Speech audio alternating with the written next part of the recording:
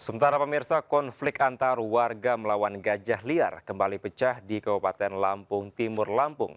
Kawanan gajah liar meringsek masuk hingga merusak perkebunan warga seluas 10 hektar.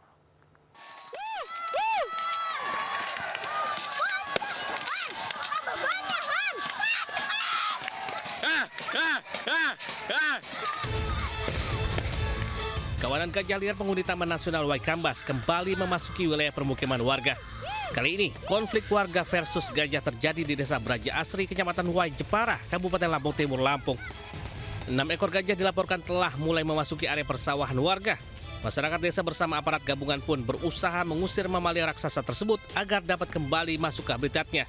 Hingga berupaya selama kurang lebih 10 jam, gajah akhirnya kembali ke hutan kawasan Waikambas.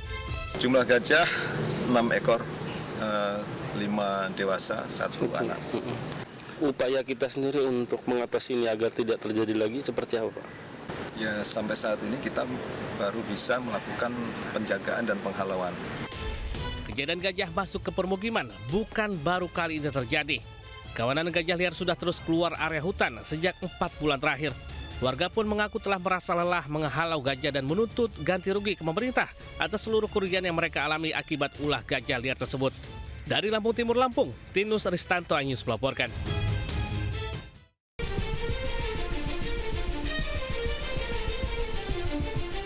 Kapal motor penumpang tenggelam di perairan Selat Bali setelah bertolak dari pelabuhan Landing Craft Tank ALCM Ketapang, Banyuwangi, Jawa Timur menuju pelabuhan Gilimanuk, Jemberana, Bali.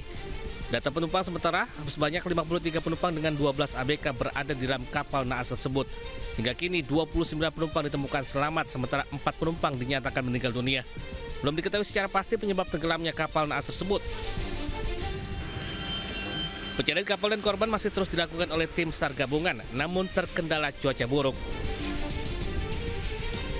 Puluhan keluarga korban terus berdatangan di area pelabuhan. Mereka berharap anggota keluarganya yang menjadi korban kapal tenggelam dapat segera ditemukan. Dari Banyuwangi, Jawa Timur, Eris Utomo Anyus melaporkan.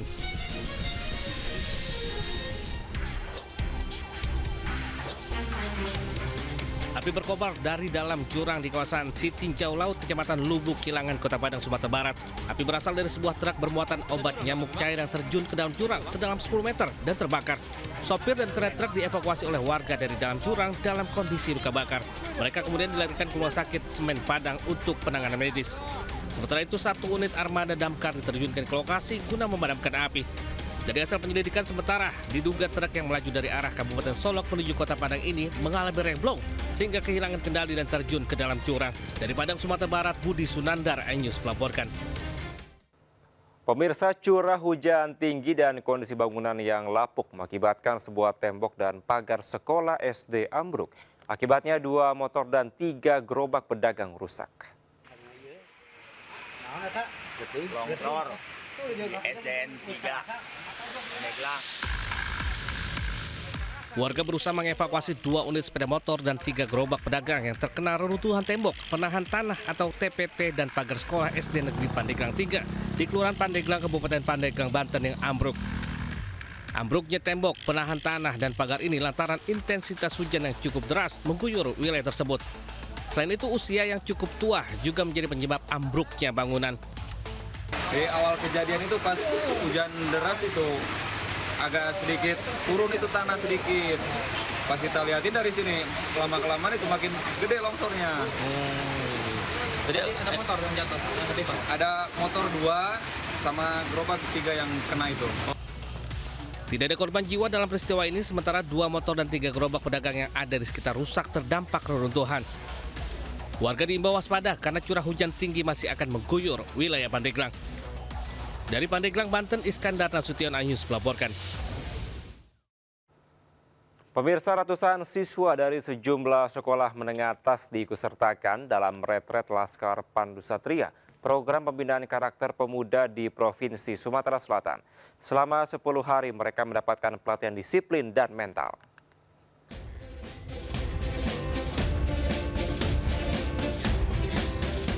Ratusan siswa mengikuti program pendidikan karakter pemuda Retret Laskar Pandu Satria di Bumi Perkemahan Pramuka, Palembang, Sumatera Selatan. Siswa dari berbagai sekolah menengah atas ini akan digembleng selama 10 hari oleh pelatih dari unsur TNI dan tenaga lintas pendidik. Pelatihan disiplin dan mental melalui pendekatan yang tidak sekedar represif, melainkan pembinaan menyeluruh, meliputi mentalitas, nilai hidup, dan arah masa depan. Retret ini merupakan komitmen Pemprov Sumatera Selatan mencetak pemuda-pemudi tangguh dan berintegritas. Banyak orang tua yang ingin anaknya digembleng, dididik secara khusus untuk dapat menjadi pemuda-pemuda berkarakter, yang berdisiplin, tapi yang paling penting mereka menjadi pemuda yang berani berkompetisi.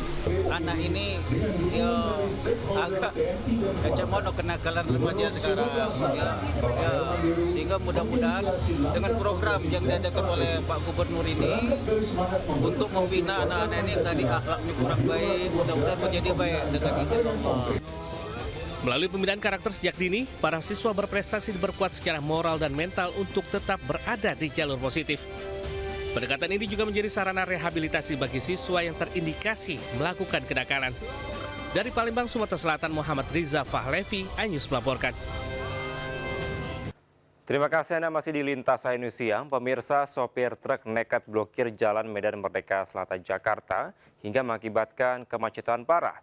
Polisi membubarkan aksi unjuk rasa ratusan sopir truk serta mengamankan 6 provokator.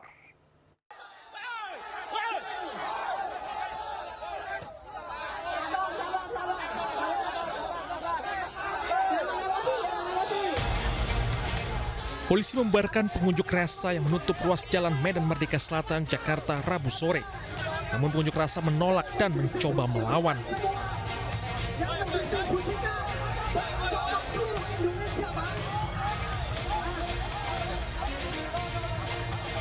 Polisi meminta massa membuka sebagian ruas jalan karena memicu kemacetan panjang. Polisi mengambil tindakan tegas dengan memaksa pengunjuk rasa membubarkan diri karena sudah mengganggu ketertiban umum. Polisi mengamankan satu persatu pengunjuk rasa dan dituding memicu keributan. Unjuk rasa ratusan sopir truk ini sebagai bentuk penolakan terkait kebijakan overdimension dan overload bagi kendaraan berat. Kebijakan tersebut dinilai merugikan para sopir truk karena bongkar muat barang dilakukan pihak perusahaan. Dari Jakarta, Rani Sanjaya, iNews melaporkan.